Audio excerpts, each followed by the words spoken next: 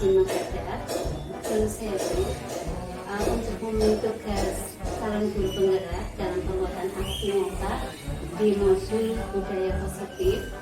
Saya mohon izin Ibu nanti rasanya akan memberikan pengimbasan ke teman-teman di forum guru TK Pertiwi FGTKP Kecamatan Karanglewas tentang pemahaman kaitannya dengan pengalaman dalam menerapkan budaya positif.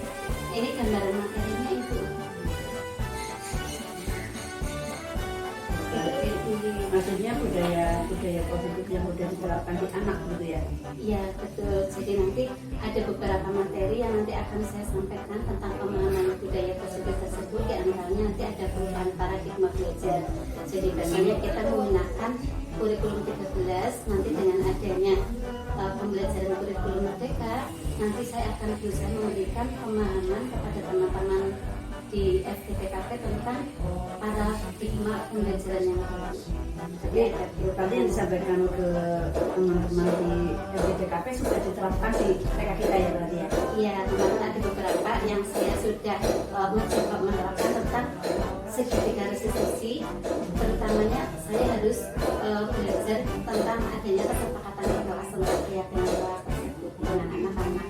Dan tentunya nanti untuk menciptakan disiplin positif, kemudian kita harus belajar mungkin bagaimana motivasi tentang perilaku manusia yang akan kita pilih nanti adalah kebutuhan dasar anak yang harus dipenuhi dulu supaya anak nanti tidak bermasalah dalam mengikuti kegiatan belajar mengajar selama di TK-TK.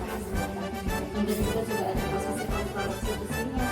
Kemudian untuk penerapan proses ketika restitusinya kita membutuhkan 3 langkah. Jadi yang pertama nanti menstabilkan identitas, kemudian ada validasi tindakan yang salah dan menanyakan keyakinan kelas terhadap anak tersebut. Nah nanti tujuan daripada ini nanti supaya kondisi murid itu memperbaiki kesalahan mereka sehingga mereka bisa kembali pada kelompok mereka dengan karakter yang lebih kuat. Nah di sini mengajarkan murid untuk mencari solusi untuk masalahnya dan membantu murid berpikir tentang orang seperti apa yang mereka inginkan dan bagaimana mereka harus memperlakukan orang lain. Secara nggak langsung misalnya anak melakukan kesalahan, nanti anak akan perbaiki dengan cara kita hanya memberikan penguatan. Nanti anak memutuskan bagaimana seharusnya saya akan menjadi apa. Menurut kemampuan anak yang sudah disarankan oleh guru tindakan apa yang kan, tapi kesadaran anak tidak dipaksa oleh guru tidak ya. Tidak dipaksa seperti itu. Dan itu nanti itu sudah dilakukan di sama Bu Nuria baik di kelas kemudian sampai dengan penerapannya, dan itu nanti disampaikan ke teman-teman FGTKP itu ya. Berarti sudah siap ya. Jadi dari kita, dari misalnya dari saya, dari teman-teman itu yang perlu disiapkan apa yang bisa dibantu. Monggo nanti persiapan daripada teman-teman semua mengikuti dengan sampai selesai kurang lebih 1 jam pembahasannya untuk alat dan semuanya dari handycam, kamera dan sebagainya proyektor sudah saya siapkan. Terima kasih. Nanti saya bersama teman-teman bisa siap membantu menuju sampai dengan selesai dan mudah-mudahan nanti bisa lancar. Kita harapkan.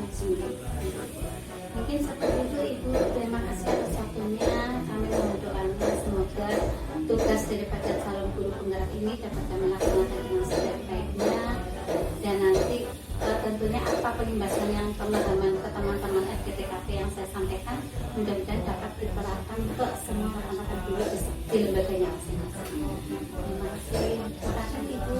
Assalamualaikum warahmatullahi wabarakatuh.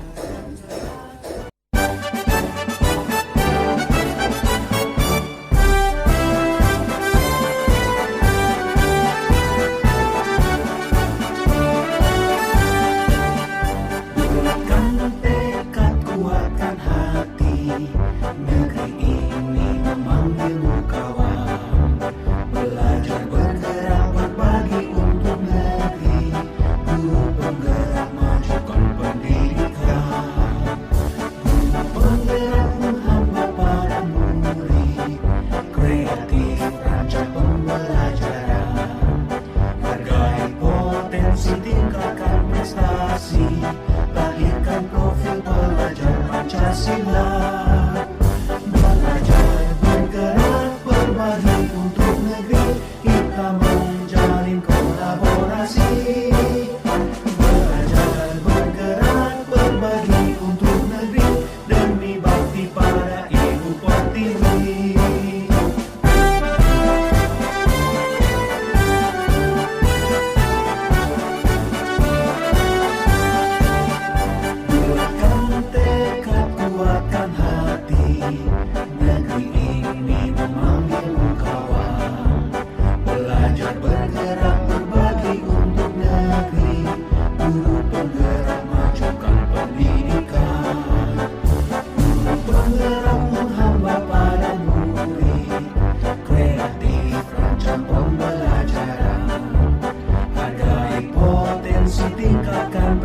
kolaborasi, lahirkan profil pelajar Pancasila.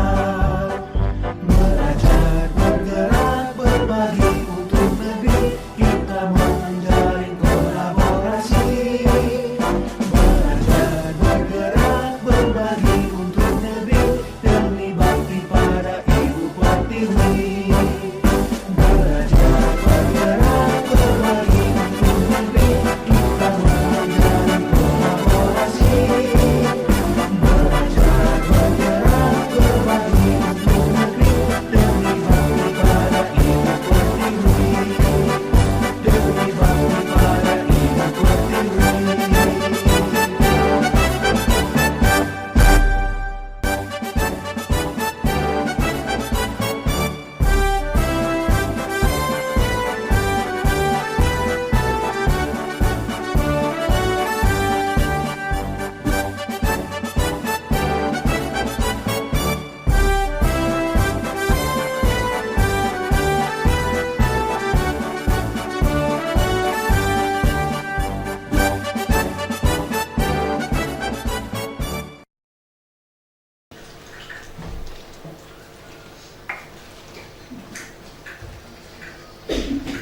Bismillahirrahmanirrahim.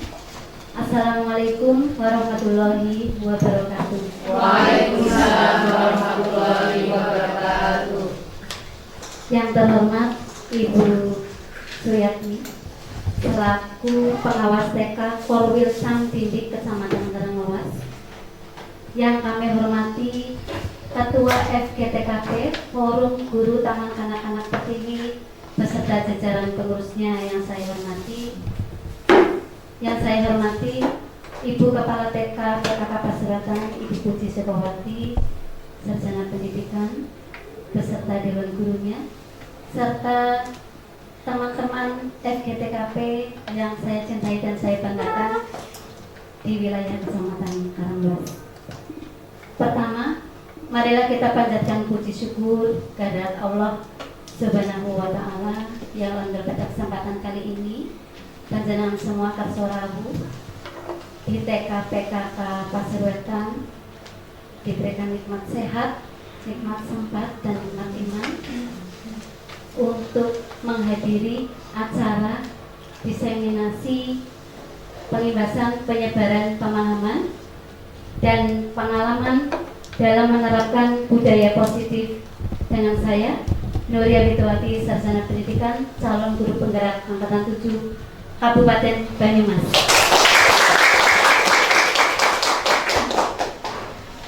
Ibu-ibu yang saya hormati, tidak lupa sholawat dan salam selalu kita curahkan kepada junjungan kita Nabi besar Muhammad Sallallahu alaihi wasallam, dan yang akan selalu kita harapkan syafaatnya nanti. Allahumma amin.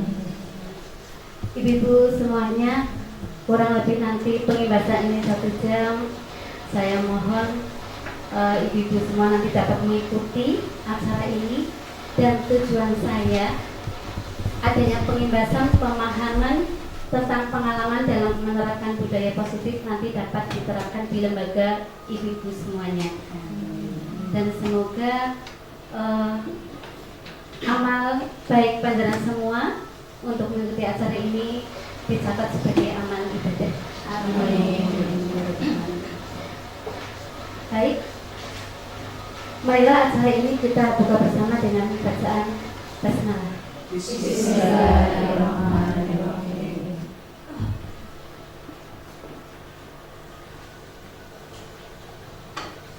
Baiklah, untuk acara pagi hari ini dalam sesi berbagi kami akan menyampaikan tentang yang pertama budaya positif, dan yang kedua adalah pengalaman dan pembelajaran yang sudah saya terapkan. Dari budaya positif ini ada perubahan paradigma belajar. Nanti teman-teman mengikuti bagaimana perubahan paradigma belajar dari yang kurikulum sebelumnya, seperti di lembaga kami kurikulum 13, nanti beralih menjadi kurikulum merdeka. Yang saya harapkan teman-teman FGTKP khususnya nanti akan merambah ke seluruh lembaga-lembaga TK di wilayah Kecamatan Karanglewas. Kemudian nanti disiplin positif, ada motivasi perilaku manusia, kebutuhan dasar, posisi kontrol restitusi, keyakinan kelas, dan segitiga restitusi.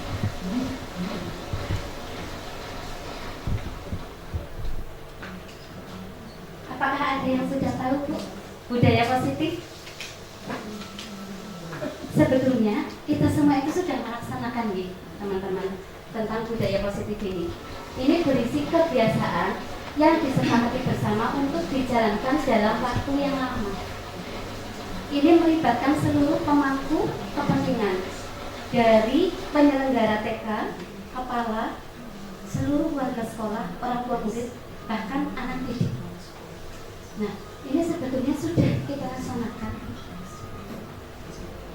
Jika kebiasaan positif ini sudah membudaya, maka nilai-nilai karakter yang diharapkan akan terbentuk pada diri anak. Selama ini kita sudah melakukan 13 karakter ini, di huruf 13 saja. Namun masih berupa peraturan. Nah, nanti akan berganti nama menjadi keyakinan kelas. Seperti itu disampaikan di kelas saja, yaitu keyakinan kelas. Nanti akan saya jelaskan lebih lanjut. Siapa saja yang bertanggung jawab terhadap budaya positif di sekolah? Semuanya. Dan terutamanya adalah kita sebagai pendidik harus yang bertanggung jawab terhadap budaya positif di sekolah. Kita harus betul-betul menjadi teladan sesuai filosofi Ki Hajar Dewantara, bahwa kita sebenarnya itu hanya menuntun kekuatan, segala kekuatan kodrat anak dari kodrat alam dan kodrat zaman, agar anak itu dapat mencapai kebahagiaan dan keselamatan setinggi-tingginya. Jadi kita hanya sebagai fasilitator di itu, hanya menuntun supaya anak itu merasa aman dan nyaman bersekolah di lembaga kita. Nanti arahannya ke sana. Jadi kita itu pembelajarannya dipusatkan berpihak pada murid. Kalau dulu itu berpusat pada guru, sekarang student center learning, berpusat kepada anak. Terus bagaimana menerapkan budaya positif di sekolah? Nah, ini upaya dalam membangun budaya positif di sekolah yang berpihak pada murid ini diawali dengan membentuk lingkungan kelas yang mendukung terciptanya budaya positif, yaitu dengan menyusun kesepakatan kelas. Jadi terbentuknya budaya positif itu kita harus menyusun kesepakatan kelas terlebih dahulu bersama anak didik kita. Jadi biasanya itu sekolah sudah punya aturan-aturan yang selama kita jalankan jelas saja ya. Misalnya tata tertib masuk sekian tidak boleh terlambat itu sudah, tapi itu yang membuatkan lembaga. Nah, di sini untuk budaya positif kita harus membuat dengan anak dilibatkan. Nah, nanti kalau sudah mempunyai kesepakatan kelas, nanti kita kalau TK kan sesuai tahapan perkembangan, teman-teman. Jadi mungkin kalau lembaga-lembaga sekolahnya lebih tinggi seperti SD, SMP, dan SMA, mereka bisa membaca ya. Tapi kalau di TK, saya contohkan ini keyakinan kelas di sini pakai lambang. Jadi misalnya ini dengan berdoa, ini saling menghormati, saling menyayangi, kemudian kejujuran. Di sini ada tanggung jawab, dan di sini peningkatan disiplin. Sebaiknya keyakinan kelas pun itu tidak perlu banyak-banyak, supaya apa? Anak mudah mengingatnya. Dan ini dibikin bersama teman-teman di kelas, guru dan anak didiknya. Kemudian anak kalau di sekolah lebih tinggi SMA seperti itu bisa untuk tanda tangan. Tapi saya di sini untuk supaya ada mereka, oh ya terima kasih ya sudah meyakini. Nah ini mereka dengan sakti itu nih. Jadi nanti kesempatan kelas yang efektif dapat membantu dalam pembentukan budaya disiplin positif di kelas. Mengapa perlu budaya positif di sekolah? Ya, pengembangan budaya positif dapat menumbuhkan motivasi intrinsik dalam diri anak untuk menjadi pribadi yang bertanggung jawab dan berbudi pekerti luhur serta berakhlak mulia. Jadi timbulnya itu dari kita, dari diri, bukan karena motivasi eksternal. Nanti akan saya sampaikan di motivasi perilaku manusia. Kita lanjutkan di.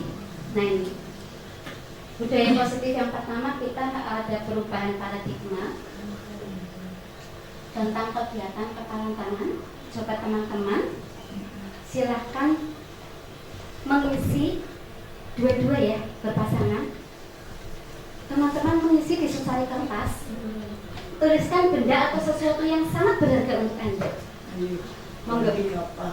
Coba. Kemudian letakkan di salah satu tangan Anda dan genggam benda dengan segala daya. Buatlah sebuah kepalan. Kira-kira teman-teman membayangkan, misalnya ini sudah ada kertas apa ya? Misalnya apa betul? Tapi kira-kira apa? Yang benda paling berharga? Uang. Benda ya, bukan uang. Kira-kira apa? Emas. Boleh berlian ya? Apa? Ya, begitu ya. Misalnya teman-teman bayangkan, terus misalnya Bu Rani berusaha membuka. Nah, coba. Boleh nggak sampai membuka, sampai merayu, sampai bisa terbuka? Dia mau ngomong Bu.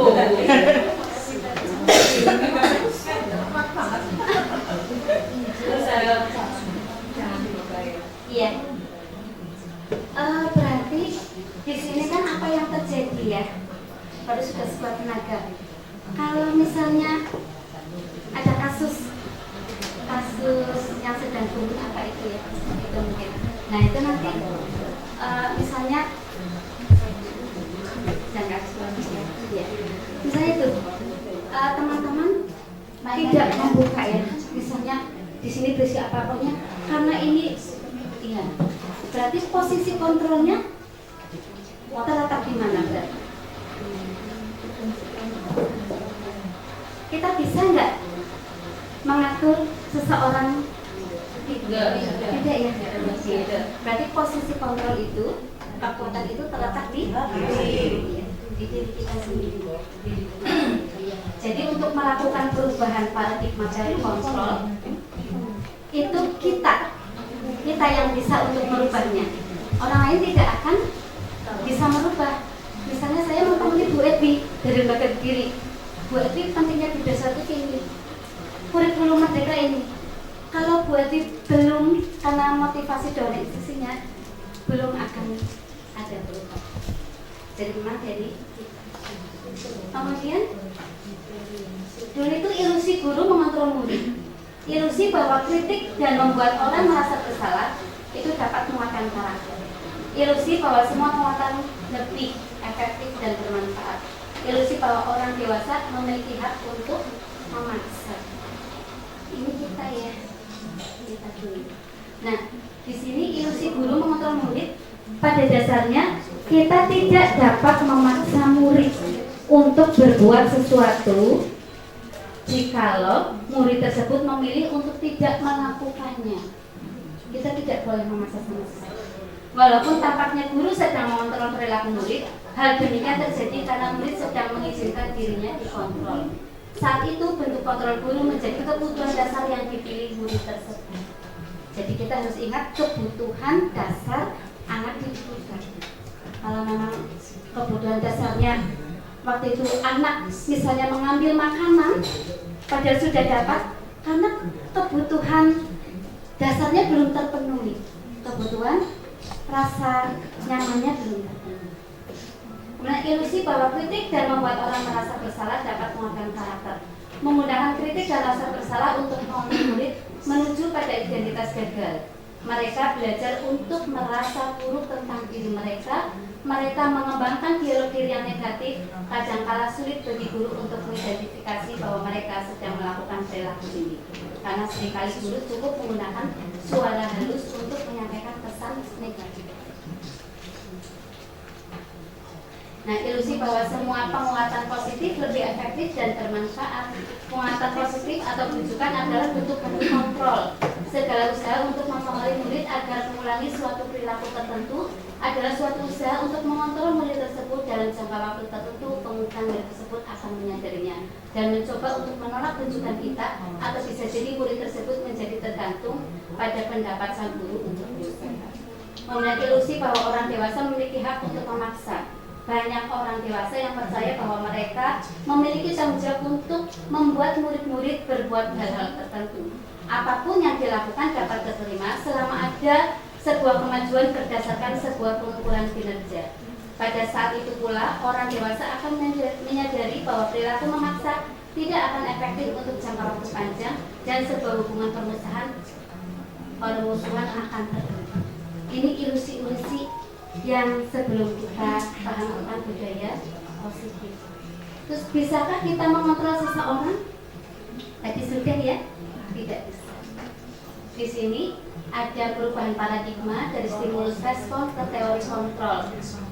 Kita mencoba mengubah orang agar berpandangan sama dengan kita. Teori kontrolnya kita berusaha memahami pandangan orang lain tentang dunia.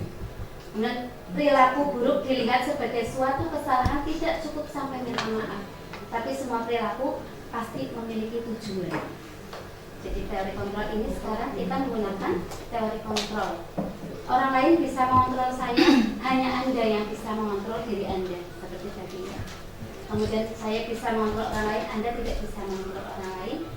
Memaksakan ada pada satu tujuan gagal, kolaborasi dan konsensus menciptakan pilihan-pilihan baru. Model berpikir menang kalah, model berpikir menang-menang.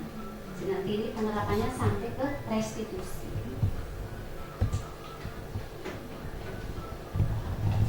Masuk ke budaya positif yang kedua ya teman-teman, ini ada disiplin positif.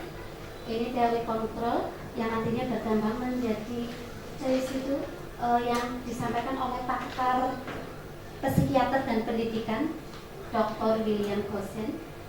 Anda tidak bisa mengontrol orang lain, Anda yang bisa mengontrol diri Anda. Di sini nanti ada semua perilaku memiliki tujuan, model berpikir menang kalah, kolaborasi dan konsensus menciptakan pilihan-pilihan baru, dan realitas kebutuhan kita berbeda. Kita berusaha memahami pandangan orang lain tentang dunia. Setiap orang memiliki gambaran berbeda. Nanti arahannya ini akan Anda tidak bisa mengontrol orang lain dari teori yang disampaikan oleh William Gosen. Di sini nantinya akan makna disiplin yang sesungguhnya di sini. Jadi belajar kontrol diri dengan menggali potensi kita agar mencapai tujuan mulia, yaitu sesuatu terjadi seseorang yang akan kita berdasarkan nilai-nilai yang kita hargai. Nah, nanti di sini ada teori motivasi.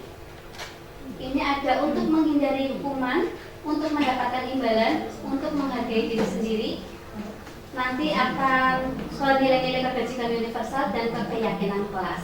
Nanti kami jelaskan teori motivasi ini, teman-teman ini. Nanti kita coba kita di posisi mana. Nanti setelah itu nilai-nilai kebajikan universalnya mau dipakai yang mana. Ini nantinya seluruh anak-anak Indonesia diharapkan memiliki profil belajar Pancasila. Ini nanti di sini kita menerapkan nilai-nilai kebajikan universal, kemudian ada keyakinan kelas. Kemudian model berpikir menang kalah, ini kita ada 5 posisi kontrol yang harus kita punya. Nanti saya akan jelaskan. Di sini ada penghukum, ada pembuat rasa bersalah, ada sebagai teman, ada sebagai pemantau, dan sebagai manajer. Nah, nanti teman selama ini berada di posisi kontrol yang mana? Mungkin kebanyakan kita berada di nomor 1 ya, penghukum. Kalau enggak, ini yang paling rendah ini. Kalau enggak nanti di pembuat rasa bersalah. Yang diharapkan nanti kita berada di posisi manajer dengan menerapkan segitiga restitusi untuk penyelesaian masalah-masalah yang terjadi di anak. Nanti dengan menstabilkan identitas, kemudian validasi kebutuhan, dan menanyakan keyakinan. Nanti akan saya jelaskan sampai ke sini ya teman-teman. Ini bagian daripada disiplin positif yang disampaikan oleh William Gosen, pakar pendidik dan psikiater. Kemudian di sini yang perlu teman-teman paham betul ada 5 kebutuhan dasar manusia. Ada penguasaan, sayang, rasa untuk diterima, kesenangan, dan kebebasan. Jadi untuk disiplin positif, kesimpulannya adalah disiplin positif. Disiplin itu belajar ya teman-teman. Biasanya kalau kita mendengar kata-kata disiplin, kita sudah takut dulu ya. Aduh, itu sudah pasti harus disiplin. Kita sudah tidak nyaman. Sebetulnya makanya sesungguhnya itu disiplin itu adalah kita belajar. Belajar positif adalah proses pembelajaran. Disiplin positif merupakan pendekatan mendidik anak untuk melakukan kontrol diri dan pembentukan kepercayaan diri. Disiplin positif membentuk karakter tanpa hukuman. Disiplin positif membutuhkan kesepakatan dan peraturan yang dijalankan dengan konsisten serta pengendalian emosi yang baik. Misalnya dengan ini.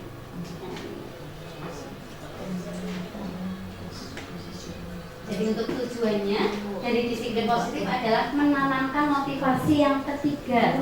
Tadi yang di bagian disiplin positif tadi ya.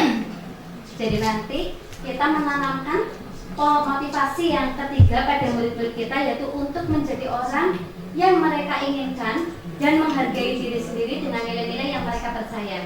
Ketika murid-murid kita memiliki motivasi tersebut, mereka telah memiliki motivasi intrinsik yang berdampak jangka panjang. Motivasi yang tidak akan terpengaruh pada adanya hukuman atau hadiah. Mereka akan tetap berperilaku baik dan berlandaskan nilai-nilai kebajikan karena mereka ingin menjadi orang yang menjunjung tinggi nilai-nilai yang mereka hargai. Pertanyaannya sekarang adalah bagaimana cara kita sebagai guru untuk menanamkan disiplin positif yang positif ini kepada murid-murid kita. Jadi selama ini kita sering memberikan penghargaan kan ke anak-anak kita ya Bu. Ternyata saya sebagai guru 15 tahun sering saya lakukan tanpa saya sadar. Siapa yang cepat selesai, Bu Guru kasih bintang. Ternyata hukuman sama dengan penghargaan. Dan ini membunuh karakter. Astagfirullahaladzim. Ternyata begitu ya. Ini setelah saya mengikuti pendidikan di guru penggerak, hikmahnya ternyata banyak sekali. Semoga nanti teman-teman juga tergerak untuk mengikuti pendidikan guru penggerak. Tidak usah takut selama ada kesempatan dan mau mencoba, insya Allah nanti akan bisa untuk melaksanakan semuanya. Amin. Tepuk tangan dulu teman-teman. Masih semangat? Semangat. Tepuk semangat. Semangat. Ya, terima kasih. Saya lanjutkan ya teman-teman. Jadi ini nilai-nilai kebajikan universal ini sebetulnya ada 6. Tapi yang diharapkan kita ke profil pelajar Pancasila. Diharapkan seluruh anak-anak Indonesia nantinya punya nilai kebajikan yang dicapai oleh setiap anak Indonesia. Kita kenal dengan profil pelajar Pancasila. Nah di sini ada beriman, bertakwa kepada Tuhan Yang Maha Esa dan berakhlak mulia, mandiri, bernalar kritis, berkebinekaan global, bergotong royong dan kreatif. Supaya teman-teman nanti pulang dari sini tidak lupa, kita pakai tepuk ya, seperti kita menyampaikan anak. Coba teman-teman tepuk bareng saya coba ya. Coba. Tepuk nilai kebajikan profil pelajar Pancasila. 1. Beriman, bertakwa kepada Tuhan Yang Maha Esa dan berakhlak mulia. Ini ya. Seperti ini ya. Beriman, ya. Kedua, mandiri, bernalar kritis, berkebinekaan global, bergotong royong, kreatif. Ya. Ya itu nanti oleh-oleh untuk teman-teman ya, dikembangkan sendiri. Enggak. Ya. Mau diulang? Boleh. Ayo dicoba. Ya. Nyanyi ya. Ya. Tepuk nilai kebajikan, beriman, bertakwa kepada Tuhan Yang Maha Esa, berakhlak mulia, mandiri, bernalar kritis, berkebinekaan global, bergotong royong, kreatif. Ya. Oh, di sini 2 kali Boleh. Yang penting ada B-nya 3 ya. Iya. Yang penting nanti teman-teman simbolnya begini ya. Jadi itu kan ada 6. Beriman, bertakwa kepada Tuhan Yang Maha Esa dan berakal mulia. Iya.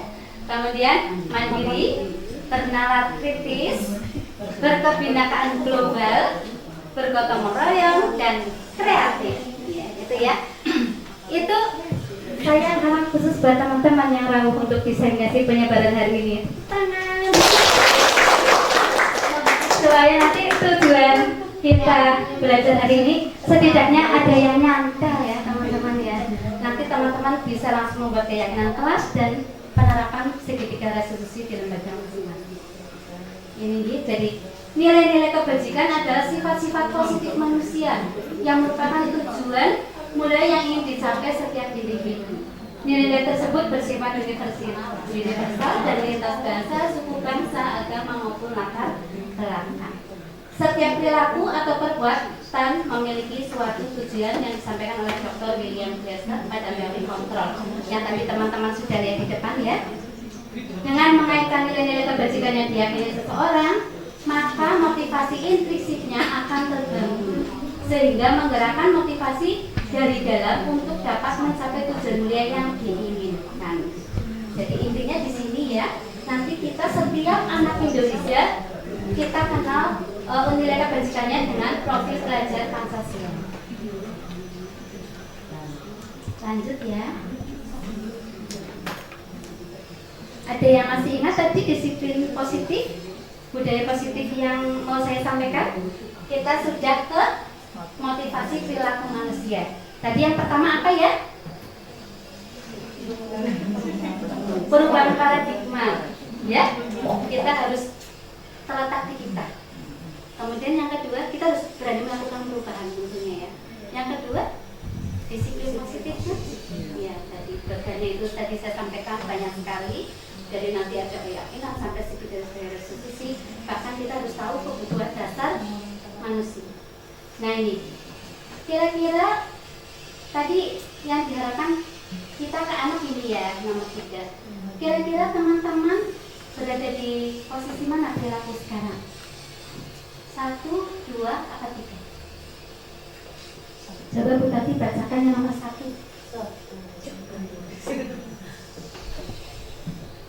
Motivasi perilaku manusia yang pertama yaitu untuk menghindari ketidaknyamanan atau hukuman. Apa yang akan terjadi apabila apabila saya tidak melakukannya? Motivasi eksternal. Ya, terima kasih. Jadi di sini ada motivasi eksternal, ada motivasi intrinsik. Nah, di sini untuk menghindari ketidaknyamanan atau hukuman. Berarti saya mau mencontohkan, misalnya teman-teman hadir di acara diseminasi pada hari ini. Ini misal ya. Tapi ini berarti motivasi yang paling rendah. Insya Allah teman-teman tidak ada yang di sini. Paham gitu? Jadi di sini untuk menghindari ketidaknyamanan atau hukuman. Nah, teman-teman saya undang secara pribadi. Nah, begitu saya share, insya Allah ibu pengawas kita mau rambut tangan. Dan saya bombong sekali ya. Alhamdulillah, saya tambah semangat ibu. Pada sampai saya semoga teman-teman semua diberi kesehatan. Doa saya sehingga bisa untuk penyebaran saya tentang budaya positif dapat sampai ke teman-teman semuanya. Nah, di sini misalnya ada, ternyata Bu Ibu nge-share, udah tahu ya, aku udah mangkat kayak gitu misal ya.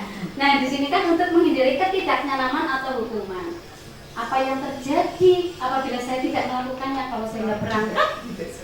Nah, berarti teman-teman tuh motivasi ini masih ada eksternal karena ada rawuhnya ibu pengawas ya. Iya, jadi teman-teman belum kesadaran gitu. Nah, masih nyari kelompok. Iya, jadi ini motivasi yang paling rendah. Saya yakin teman-teman nggak di sini ya, karena sebelum saya menghubungi Bu Yani itu sudah agak siang, tapi saya share pagi dan sudah banyak yang nulis. Yang kedua, untuk mendapatkan imbalan dari orang lain atau institusi. Ini contoh ya. Contoh. Saya menjadi guru di TKPKK. Saya ingin selalu berangkat kasih karena saya ingin mendapatkan reward dari ibu kepala TK saya ini. Nanti kan Bu Puji misal, nanti kalau yang sering berangkat kasih tuh dapat reward. Saya berangkat kasih supaya saya dapat imbalan dari Bu Puji. Ini berarti apa yang akan saya dapatkan apabila saya melakukannya. Berarti kan saya ingin reward dari Bu Puji, dari kepala TK saya. Ini berarti masih motivasi eksternal karena saya ingin mendapatkan imbalan, sesuatu, ingin tidak? sesuatu. Tidak dari diri Iya, sendiri. betul. Misalnya saya jadi guru penggerak, saya ingin tadinya saya ingin supaya nanti ada syarat begitu ya, harus menjadi misalnya syarat kepala harus menjadi guru penggerak. Nah, setelah saya memahami ini, ternyata tidak begitu ya. Ternyata harus betul-betul mempelajari kebutuhan dasar anak. Mendidik yang baik bagaimana, karena sebagai guru sudah pilihan kita. Nah, misalnya ini ya, berarti ini masih dalam ini. Terus untuk menghargai diri sendiri, menjadi insan sesuai harapan kita. Saya akan menjadi orang seperti apa apabila saya melakukannya. Misalnya Ibu Rawuh pada hari ini, itu karena Ibu diseminasi pemahaman budaya positif apa ya. Nah, saya ingin apa sih sebetulnya di kurikulum Merdeka ini yang diharapkan pemerintah digembur-gemburkan sampai supaya ditarget sampai CGP ke-13 harus ada 450.000 lebih kurang guru yang ikut CGP, ternyata baru 50.000, masih sangat banyak kurangnya target itu. Jadi nanti akan mengajak semua praktisi, komunitas praktisi untuk dapat ikut mensukseskan program daripada kurikulum Merdeka 11. Nah, ini yang diharapkan kita berada di motivasi yang 3. Menghargai diri sendiri, menjadi insan sesuai harapan kita. Saya akan menjadi orang yang seperti apa bila saya melakukannya. Ini motivasi internal, tujuan disiplin positif berada di yang 3. Sampai di sini paham ya teman-teman? Saya lanjutkan nih. Jadi menurut Ki Hajar Dewantoro, merdeka itu artinya tidak hanya terlepas dari perintah, akan tetapi juga cakap buat memerintah diri sendiri.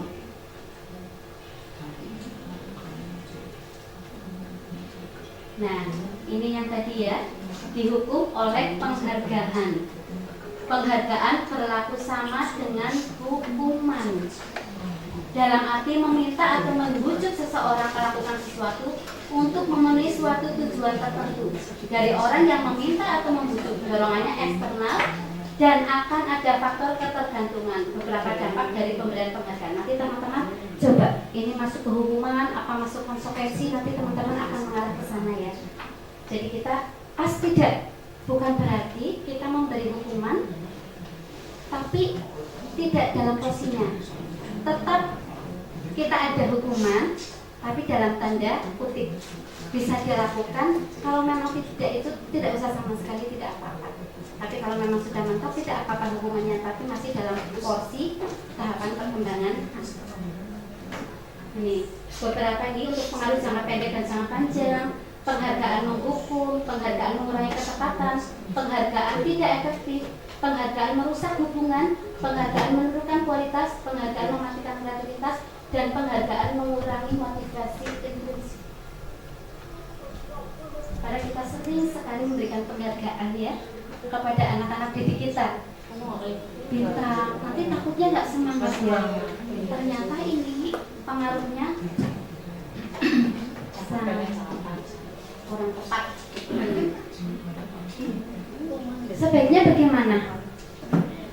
Bentuk program kebajikan apresiasi dalam memberikan apresiasi pengakuan perlu diingat beberapa hal. Beri pengakuan secara khusus, secara pribadi kepada semua murid secara bergantian, secara konsisten dan fokus pada proses. Anak-anak didik kita untuk cap jempol seperti ini, semuanya ini sudah mereka sudah merasa sangat dihargai. Walaupun foto saya ada di sini, maju, ini sudah mereka sudah senang sekali, sudah dihargai. Cukup seperti itu. Jadi secara konsisten fokus pada proses. Ini contoh pengakuan nih, apresiasi daripada kita memberi bintang ataupun memberi makanan ataupun apa, membuat teman-teman yang lain iri. Di sini kemarin saya perhatikan rasa empatimu besar sekali pada saat menolong murid baru di kelas kita. Misalnya ada, saya punya murid misalnya Hanum, rasa pedulinya sangat tinggi, menolong. Nah kita cukup seperti itu Bu. Kemarin Ibu perhatikan rasa empatimu terhadap hadir besar sekali ya Hanum pada saat menolong teman kamu yang jatuh di kelas. Udah cukup itu saja Bu. Jadi kamu pintar sekali ya, sini dikasih bintang sama Bu, apa Bu kasih es krim ya, kamu sudah berbuat baik. Itu ternyata orang. Misalnya saya menghargai kepedulianmu pada saat kamu membantu teman-temanmu di tugas kelompok. Biasanya kan ada teman-teman atau anak yang sudah selesai membantu teman kelompoknya. Nanti kita, Bu Guru sudah menghargai ya, kamu sudah peduli pada saat kamu membantu teman-temanmu di tugas kelompok. Berarti kamu masuk ke keyakinan kelas yang ini ya, saling menyayangi di kelas. Seperti itu Bu. Kita ingatkan selalu kita ingatkan keyakinan kelas kita. Karena ini dibentuk berdasarkan kesepakatan guru dan anak didiknya di kelas. Dan terima kasih untuk rasa tanggung jawabmu pada saat kamu memungut kertas-kertas yang berserakan di lantai. Pasti ada ya anak didik kita yang begini ya. Pasti ada. Itu bagus sekali ya Ibu. Kita perlu kasih reward penghargaan, tapi cukup dengan pengakuan. Nah, ini nantinya anak tidak serta-merta saat itu bangga dan terhenti sampai di situ, tapi akan berkelanjutan. Jadi terima kasih ya untuk rasa tanggung jawab pada saat kamu memungut kertas yang berserakan. Jadi kelasnya bersih begitu ya. Nanti untuk menjaga kebersihan supaya kelasnya bersih, kita juga bisa masukkan ke keyakinan kelas. Ini hanya contoh-contoh kecil. Karena saya tidak mau terlalu banyak. Kalau terlalu banyak membuat keyakinan kelas, nanti anak nggak hafal, lupa ya. Misalnya kebersihan cukup di halaman, karena kita sampah-sampah tidak ada di kelas. Lanjut ya teman-teman. Nah ini hukuman atau konsekuensi. Coba teman-teman perhatikan ya, ada 7 ini. Mencatat 100 kali di dalam buku kalimat saya tidak akan terlambat lagi, saya tidak akan terlambat lagi, saya tidak akan terlambat karena terlambat ke sekolah. Ini menurut teman-teman hukuman atau konsekuensi? Yang hukuman coba tunjuk jari. Yang konsekuensi tunjuk jari. Masih bingung?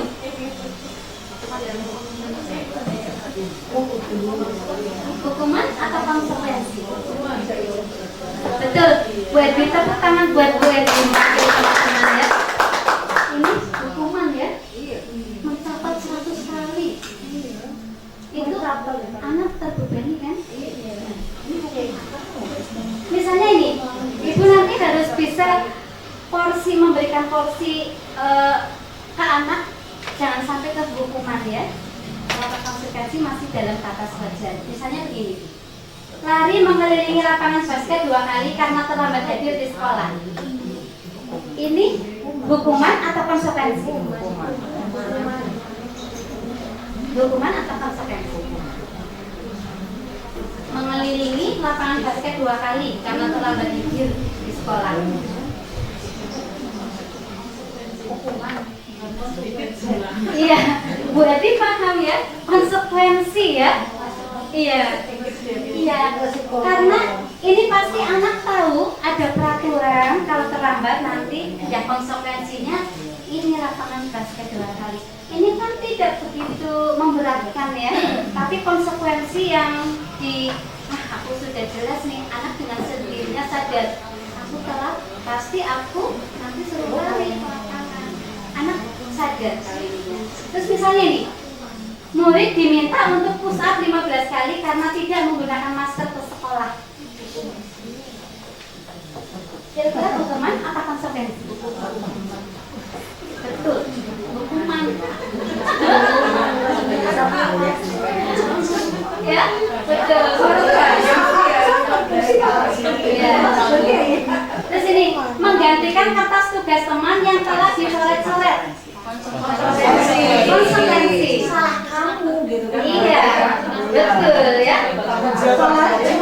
Iya, alhamdulillah teman-teman semakin paham ya. Alhamdulillah. Iya.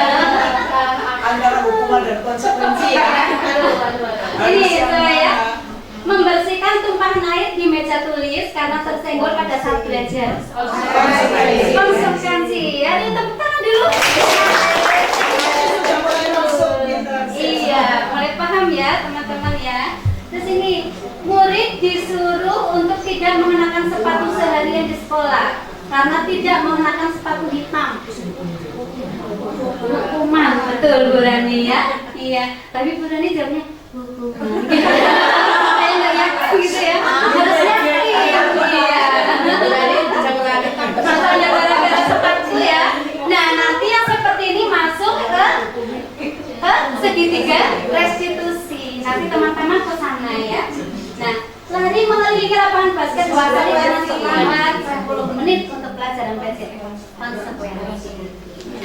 Itu ya. Nanti jadi memberikan hukuman dan konsekuensi harus kita bedakan ya teman-teman sesuai fungsinya, apalagi kita sebagai pendidik anak usia dini. Nah, ini perbedaan hukuman dan konsekuensi di sini. Ini harus teman-teman paham betul. Misalnya sesuatu yang menyakitkan harus terjadi, ini pasti hukuman.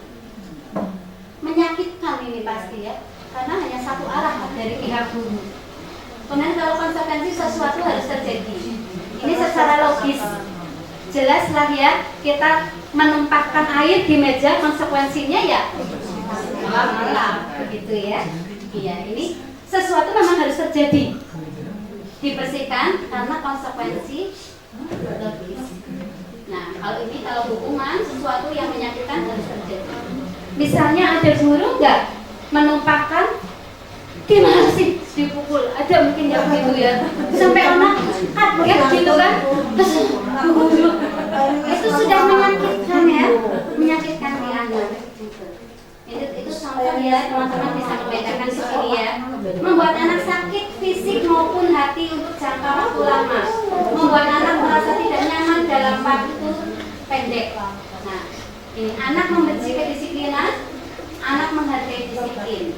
Ini ada paksaan, di sini stimulus tanggapan, mendorong anak menyakiti diri sendiri, mendorong anak agar mudah menyesuaikan.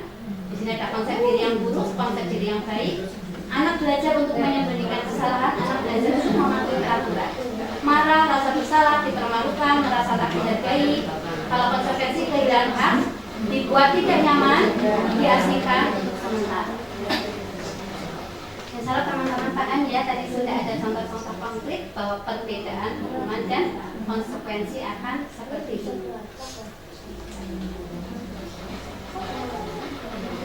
Nah, ini apa itu restitusi? Restitusi adalah proses menciptakan kondisi bagi murid untuk memperbaiki kesalahan mereka sehingga mereka bisa kembali pada kelompok mereka dengan karakter yang lebih kuat. Nah, nanti kita dalam memecahkan masalah tidak dengan serta-merta hukuman, kita mengukur konsekuensinya, tapi kita yang terpenting harus melalui tahapan restitusi. Ini ya, di kurikulum merdeka harus ini yang kita pakai teman-teman. Jadi proses menciptakan kondisi bagi murid untuk memperbaiki kesalahan mereka. Nanti mereka akan sendirinya ada cara-cara, nanti saya sampaikan ya, ada cara-caranya supaya kita dapat menyelesaikan permasalahan-permasalahan murid. Biasanya kalau misalnya ada teman-temannya itu kan kita langsung menghakimi di hadapan mereka ya. Anak itu pasti merasa dipermalukan. Terkadang kita nggak sabar ya, bos nakal temen ya, mulai begini. Harusnya nggak begitu. Cuma kita sudah terbiasa ingin cepat ya, ingin cepat menyelesaikan masalah itu. Ternyata itu yang di filosofi ini nggak begitu. Kita harus memerdekakan manusia teman-teman. Betul-betul ya, kita memerdekakan manusia. Jadi restitusi juga merupakan proses kolaboratif yang mengajarkan murid untuk mencari solusi untuk masalah mereka dan membantu murid berpikir tentang orang seperti apa yang mereka ingin menjadi tujuan mulia dan bagaimana mereka harus memperlakukan orang lain. Misalnya kita sudah ada jatah sama, dapatnya satu-satu, tapi ada teman yang makan 2 tanpa sepengetahuan guru ya. Aduh, kita seringnya gimana sih, jatahnya kan satu-satu ya, kok kamu ambil 2 ya? Lah anaknya seperti itu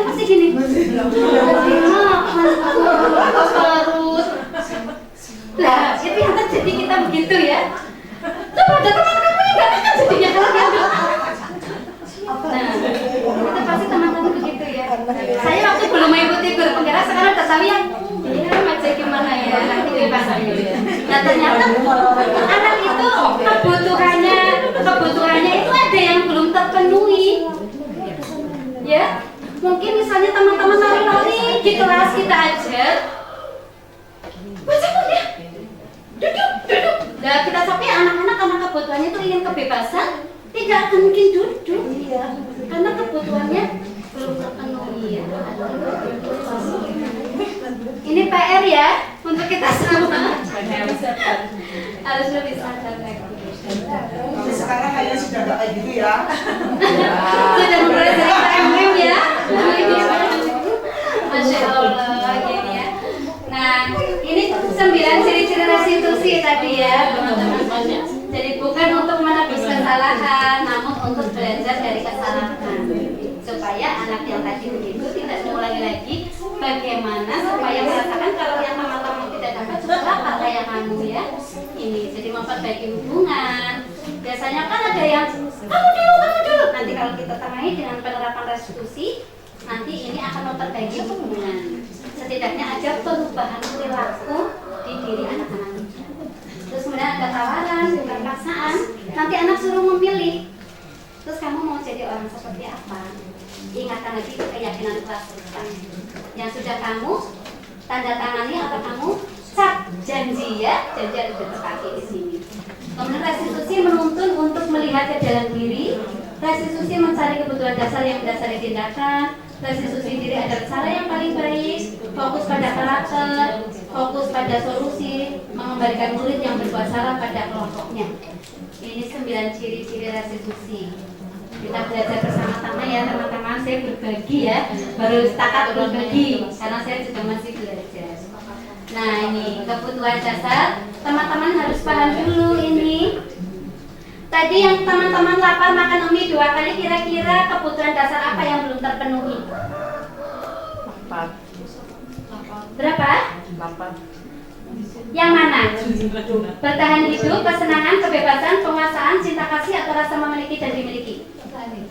Betul. Terima kasih Bu Nur, tepuk tangan. Karena dia ingin bertahan hidup, masih lapar. Dia kebutuhan dasarnya belum terpenuhi di sini. Kalau yang lari-lari di kelas tadi, ingin bebas, dia capek, bosen. Bosen Bu Guru, saya duduk, saya mau lari-lari. Disuruh duduk nggak mau. Kita kan tadi nggak boleh memaksa. Sebetulnya indranya anak-anak sudah berfungsi walaupun lari-lari, cuma kan membuat kegaduhan.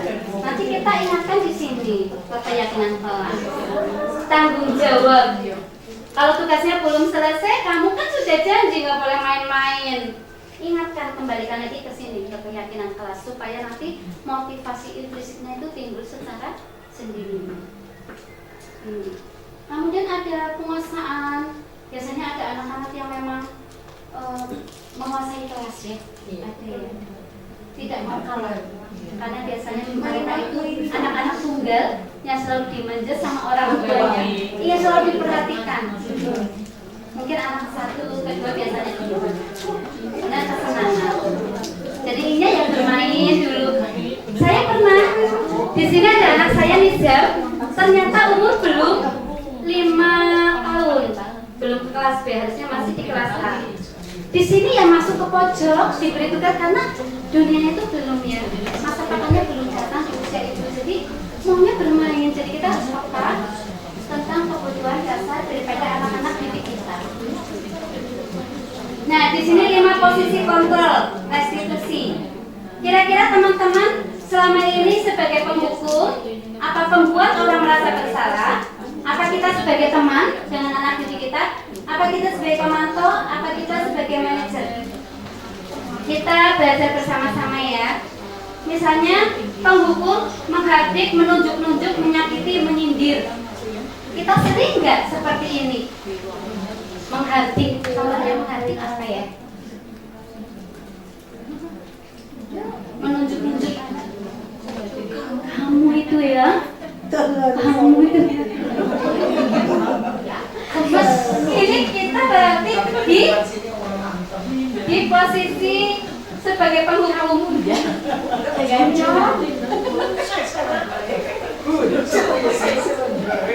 begitu ya.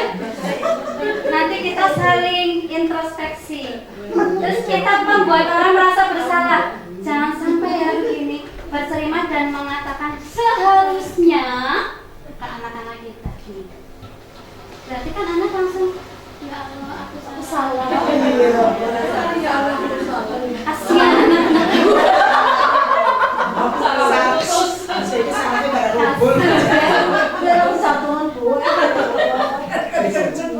Nah, ini kalau di tahap ketiga sebagai teman ya, membuatkan alasan-alasan untuk siswa-siswanya. Misalnya teman itu kita berarti dekat ya, anak dekat. Misalnya coba ceritakan, tadi kenapa kamu makan mie 2 gitu ya, sebagai teman dulu kan nanti cerita.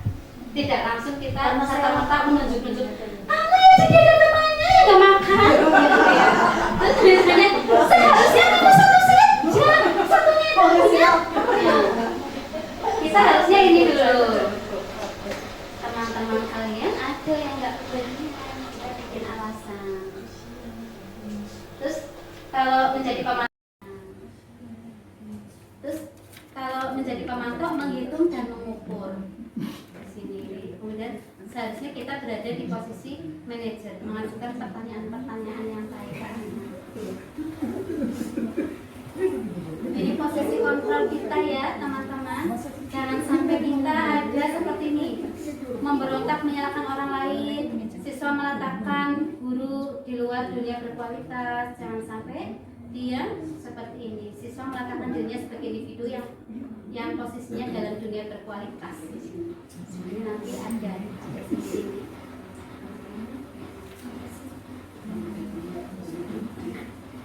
Ini ya kurang lebihnya begitu contoh-contohnya.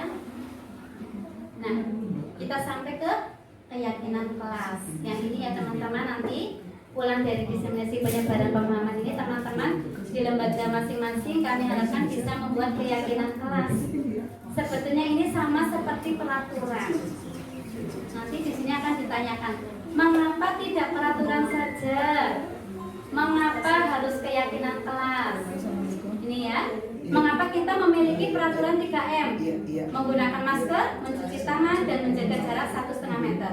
Mengapa kita memiliki peraturan harus datang tepat waktu pada saat mengikuti pelatihan? Ini ya.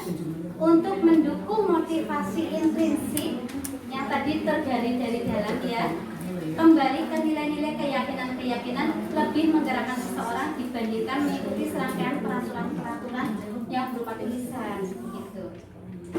Jadi mengapa kita memilih keyakinan kelas? Jadi pentingnya memiliki keyakinan kelas yang ini ya teman-teman, sebagai fondasi dan arah tujuan sebuah sekolah yang akan menjadi landasan untuk memecahkan konflik atau permasalahan di dalam sebuah sekolah atau kelas. Jadi selalu kita ingatkan dengan pembiasaan yang rutinitas, kembalikan ke sini. Ada anak yang tidak berdoa, makan, melakukan kegiatan sebelum dan sesudah. Kita kembalikan ke sini. Selalu kita ingatkan dengan pembiasaan yang terus-menerus. Ini kan sudah diyakini bersama-sama, yakin ya. Jadi nanti anak akan terbentuk disiplin yang positif dengan sendirinya tanpa kita memaksa, begitu ya. Jadi ini penting memiliki keyakinan kelas sebagai fondasi dan arah tujuan sebuah kelas yang akan menjadi landasan dalam memecahkan konflik permasalahan. Pertengkaran kita ingatkan dengan yang di sini, saling menyayangi, saling menghormati. Terus kemudian jujur, misalnya kita buat kotak temuan ini, saya udah 15 tahun dia diganti-ganti ya. Kotak temuannya itu sampai bulu begitu, sampai kemudian akreditasi, iya itu udah lama. Nanti jadi kalau ada yang pensil jatuh, punya teman skip, itu punya siapa? Kalau nggak tahu belum bisa baca, tapi anak-anak sendiri tahu 1 sampai 20 paham angkanya, nanti dimasukkan ke kotak temuan. Menemukan uang ataupun apa juga dimasukkan ke kotak temuan. Jadi kita selalu mengingatkan mereka ke keyakinan kelas. Kemudian proses pembentukan dari peraturan-peraturan beralih ke keyakinan kelas. Sekarang peraturan-peraturan yang kita bikin, kita rubah menjadi keyakinan kelas ya, teman-teman ya. Nah ini, mengapa keyakinan kelas, mengapa tidak peraturan kelas saja? Karena nilai-nilai kebajikan yang tadi P5 ya, jadi beriman, bertakwa kepada Tuhan Yang Maha Esa dan berakhlak mulia. Yang kedua, mandiri, bernalar kritis, berkebinekaan global, gotong royong, kreatif. Alhamdulillah. Ingat. Itu nilai-nilai kebajikan yang akan kita tuju. Kita harapkan bahwa menekankan pada keyakinan seseorang akan lebih memotivasi seseorang dari dalam. Kemudian seseorang akan lebih tergerak dan bersemangat untuk menjalankan keyakinannya daripada hanya sekedar mengikuti serangkaian peraturan tertulis tanpa makna. Kalau sudah seperti ini kan pasti bermakna. Karena dibuat secara bersama-sama, kita melibatkan anak-anak didik kita. Ini, pada pembelajaran disiplin dan nilai-nilai kebajikan universal, kita telah mempelajari tentang nilai-nilai kebajikan yang dapat menjadi landasan kita dalam membuat suatu keyakinan sekolah, menentukan visi dan misi tujuan, kemudian dimukan dalam tentuan. Nah ini, yang terpenting dapat mencatat dan mulia. Nanti kita saksikan videonya ya. Dalam pembentukan keyakinan kelas harus ada ini. Yakin tidak terlalu banyak sehingga mudah diingat dan dipahami oleh semua warga. Nah ini dari peraturan kelas, keyakinan kelas, lingkungan, kemudian budaya positif.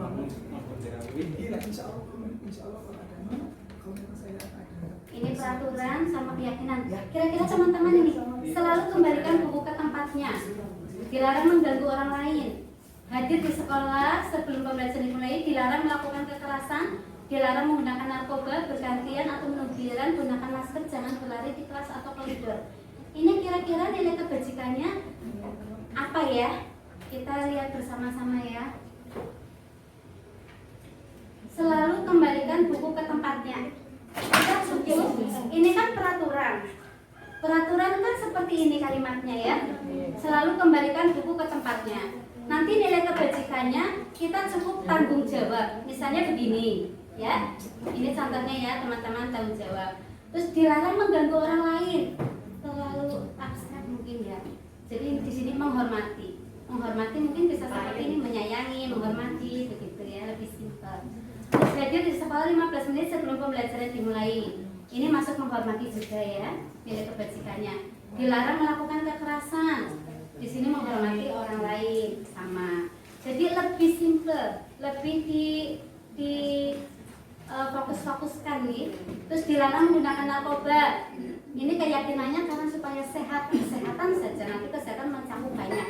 Bergantian atau menunggu giliran. Ini juga menghormati orang lain. Masuk ke menghormati ini ya. Terus gunakan masker untuk kesehatan juga, keselamatan. Berarti kan tidak cukup di kesehatan atau keselamatan. Terus jangan berlari di kelas. Ini karena supaya aman, supaya selamat. Nah, kita selalu mengingatkan keyakinan kelas, nilai kebajikan yang dituju. Jadi lebih mudah dipahami sama anak. Nah ini segitiga restitusi ya teman-teman. Nanti dalam pemecahan masalah-masalah tadi ini kita menggunakan segitiga restitusi. Di sini menstabilkan identitas yang pertama, kemudian validasi tindakan yang salah, menanyakan keyakinan. Di sini setiap orang pasti pernah melakukan kesalahan. Nanti kita ke anak-anak kita seperti itu. Misal contohnya anak melakukan kesalahan. Misalnya tadi mengambil mie ya, bisa makan. Setiap orang pasti pernah melakukan kesalahan ya. Kamu tahu nggak guru panggil ke sini? Iya. Terus apa yang kamu lakukan? Anaknya pasti menjawab iya Bu Guru, tapi saya makan 2. Kamu bukan satu-satunya yang pernah melakukan kesalahan. Dulu Bu Guru begitu. Kalau lapar juga iya. Kita mencoba memposisikan, menstabilkan dulu identitasnya. Kemudian validasi tindakan yang salah. Kamu tentu punya alasan mengapa melakukan itu. Ya, ditanya. Iya karena lapar. Makan satu masih lapar. Adakah cara yang lebih efektif untuk mendapatkan apa yang kamu butuhkan? Nah, di sini kita tanya. Terus keyakinan kelas apa yang telah disepakati? Nah, di sini berarti orang menyayangi teman karena ada teman yang tidak makan. kamu ingin menjadi orang seperti apa? Ingin menyayangi teman-teman? Kita tanyakan lagi keyakinan kelas di sini. Kan kamu sudah itu ya, cap jempol ya, menyayangi. Kamu ingin menjadi manusia seperti apa? Kita di sini penyelesaiannya begitu dengan segitiga restitusi. Kemudian penerapan segitiga restitusi tadi, satu, stabilkan identitas untuk membuat anak yang merasa gagal karena berbuat salah menjadi positif terhadap dirinya. Guru dapat berkata seperti ini. Contohnya ya teman-teman, nanti saya juga boleh materinya. Berbuat salah itu hal yang manusiawi. Tadi saya contohkan begitu ya. Kemudian tidak ada manusia yang sempurna. Bapak Ibu juga dulu pernah berbuat salah. Kita pasti bisa menyelesaikan permasalahan ini. Bapak Ibu tidak tertarik untuk mencari tahu siapa yang benar, siapa yang salah. Bapak Ibu lebih tertarik untuk menyelesaikan masalah. Kalau kamu menyalahkan dirimu sendiri terus-menerus, apakah kamu bersikap baik pada dirimu sendiri? Begitu ya. Ini yang distabilkan identitas yang tadi berada di bawah. Kemudian ini berada yang di samping kiri ya, segitiganya. Validasi tindakan yang salah, membantu siswa mengenali kebutuhan yang ingin dipenuhinya ketika melakukan kesalahan itu. Pada dasarnya, setiap tindakan manusia tujuannya adalah memenuhi basic need. Apakah itu power, freedom, love, and belonging, fun, atau survival. Guru dapat berkata, kamu bisa saja kan melakukan hal yang lebih buruk, tapi kamu tidak melakukannya kan. Berarti mungkin kamu bisa kan ambil lagi begitu. Ini supaya kita memvalidasi tindakan yang salah di diri anak kan. Nah, kamu pasti punya alasan mengapa melakukannya. Apa yang penting bagi kamu? Kamu boleh tetap berusaha menjadi sikap itu, tapi tambahkan sikap yang lain yang baru.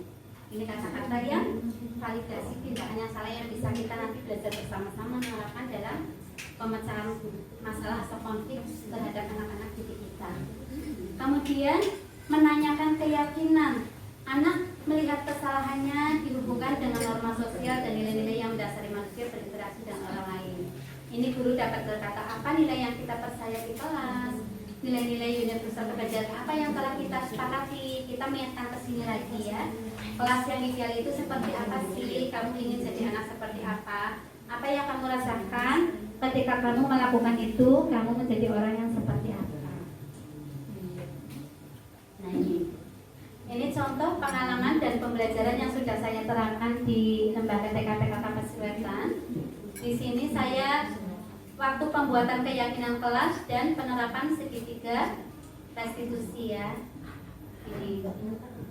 Jadi nanti teman-teman bisa misalnya secara langsung ini ya, budaya positif akan tercipta jika sekolah sudah menyediakan lingkungan yang positif, lingkungan yang aman dan lingkungan yang nyaman. Peran guru dalam penerapan budaya positif adalah membuat kesepakatan kelas dengan murid.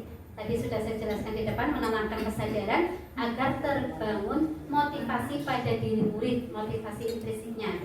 Contoh nilai kebajikan yang saya terapkan, ini yang contohnya berdoa, saling menghormati, menyayangi, kejujuran, tanggung jawab, dan disiplin. Itu yang saya ambil ya, nilai kebajikannya.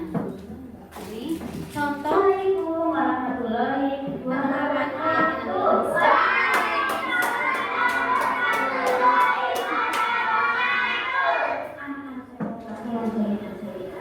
Hari ini anak-anak harus belajar bersama guru ya. Guru ingin anak-anak itu lebih disiplin ya, punya sifat-sifat yang baik di sekolah, mereka menerapkan hasil. Nah hari ini guru mau membuat kesepakatan sama anak-anak tidak? Ya, hari ini guru mau membuat keyakinan kelas. Belajar apa? Membuat keyakinan kelas. Contohnya apa ya Kak ini? Hana mau nggak?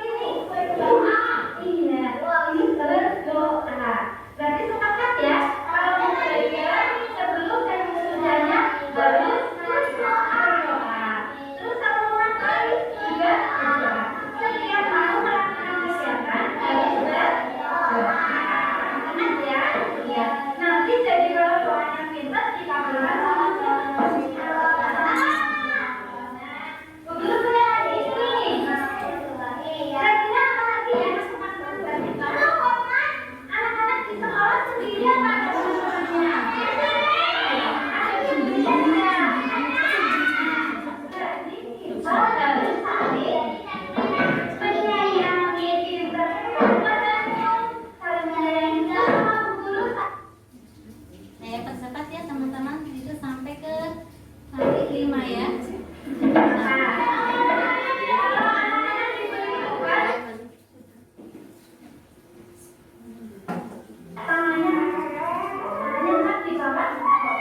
Di sini sudah ada foto anak-anak nih ya.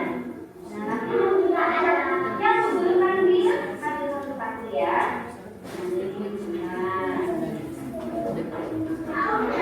Keyakinan kelas ya, makasih buat kelas ya. Guru PPK ya, keyakinan kelasnya di kelas. Berarti ini harus dipatuhi ya, teman-teman ya. Nah, guru PPK ya, yang berarti ya. Anak kita ya. Berarti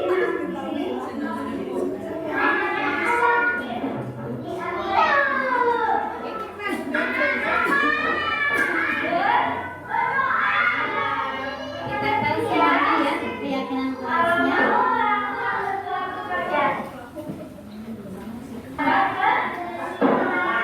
Sampai anak maju satu-satu ya.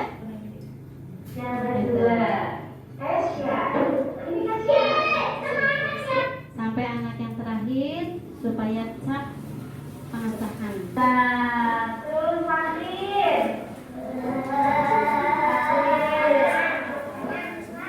Fatir ya.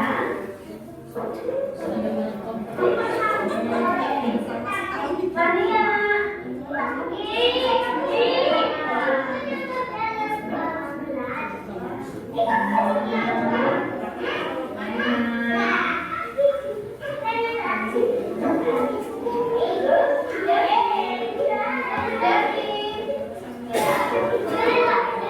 Sampai ke anak terakhir kita ingatkan ya keyakinan kelas.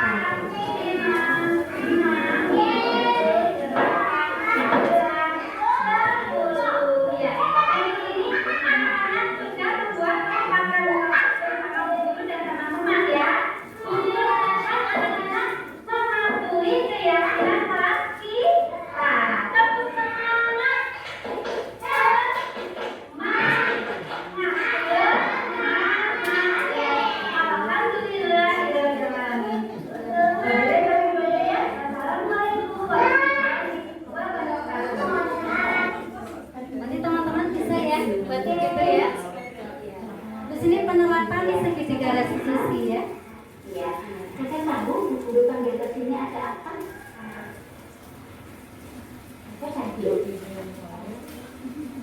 Sebetulnya anak kalau yang melakukan kesalahan sudah sadar ya. Sudah sadar.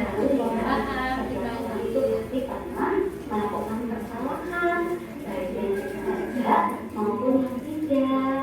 Ya, tapi saya lupa ya membuang sampah tidak di tempat sampah. Ya, baiklah Nah, nanti budaya positifnya akan terbentuk sendiri ya. membuang sampah tidak di tempat sampah.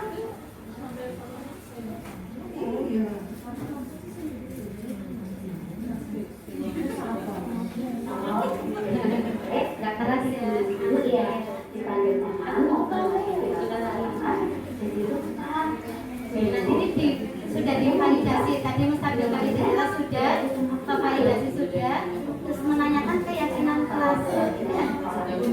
Nah ini. Kita di sekolah, kita bertemu teman-teman, bisa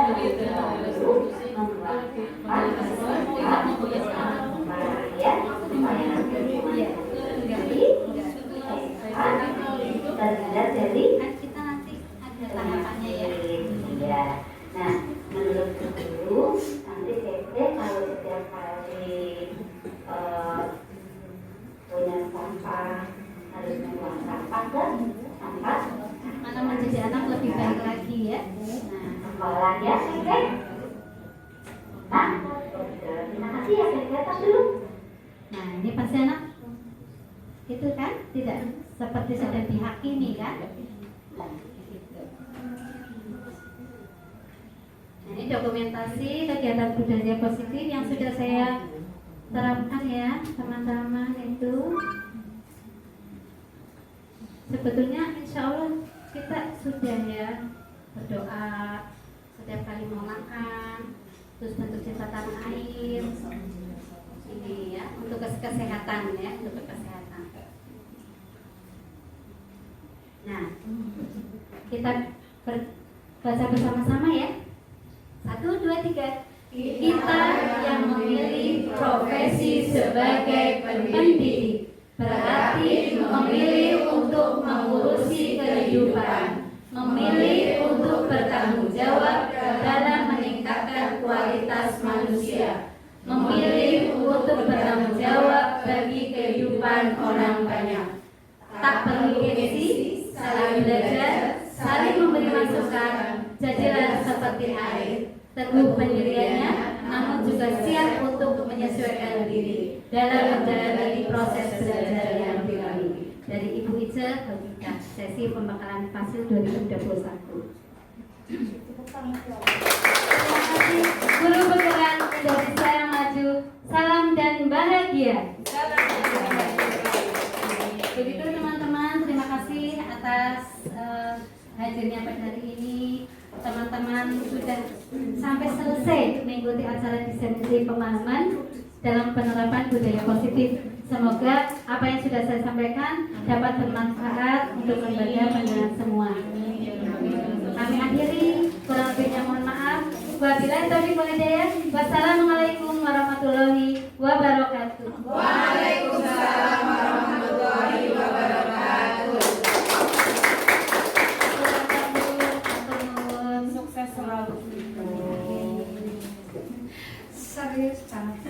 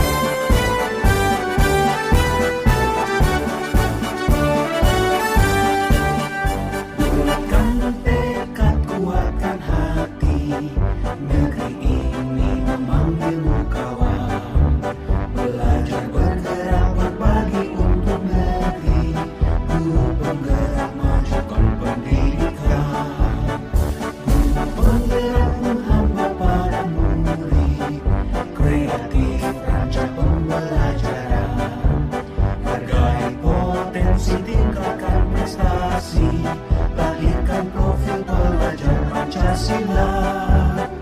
Belajar bergerak berbagi untuk negeri, kita menjalin kolaborasi. Belajar bergerak berbagi untuk negeri, demi bakti pada Ibu Pertiwi.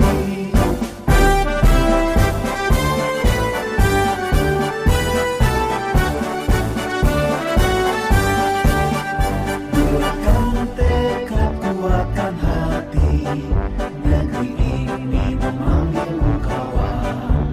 Belajar bergerak berbagi untuk negeri, guru penggerak majukan pendidikan.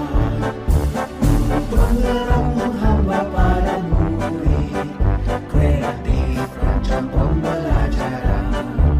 Hargai potensi, tingkatkan prestasi, lahirkan profil pelajar Pancasila. Belajar bergerak berbagi untuk negeri, kita menjalin kolaborasi. Belajar bergerak berbagi untuk negeri, demi bakti pada Ibu Pertiwi. Belajar bergerak berbagi untuk negeri, kita menjalin kolaborasi. Belajar bergerak berbagi untuk negeri, demi bakti pada Ibu Pertiwi. Demi bakti pada Ibu Pertiwi.